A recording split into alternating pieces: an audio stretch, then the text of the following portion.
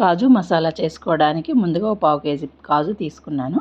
ఒక గిన్నెలో వేసుకొని ఒక పావు గ్లాస్ నీళ్ళతో కొద్దిగా తడి చేసుకోవాలి. ఒక పావు కేజీ అంతా టేబుల్ సాల్ట్ తీసుకొని ప్యాన్లో వేసుకొని బాగా వేడి చేసుకోవాలి. సాల్ట్ వేడైన తర్వాత తడుపుకున్న జీడిపప్పును అందులో వేసుకొని బాగా వేడి చేసుకోవాలి. మనం వాటర్లో తడిపింటాం కాబట్టి సాల్ట్ బాగా అంటుకుంటుంది.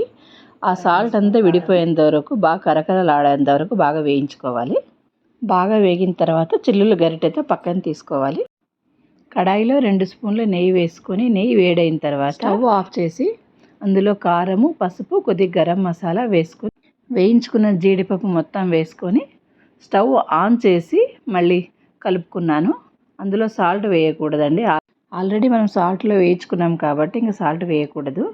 ఎలాంటి డీప్ ఫ్రై లేకుండా అందరికి ఇష్టమైన కాజు మసాలా రెడీ అయిపోయిందండి. బాగా చల్లారిన తర్వాత ఎయిర్ టైట్ డబ్బాలో వేసుకొని నిల్వ ఉంచుకోవచ్చు. జర్నీలో తినడానికి బాగుంటాయి.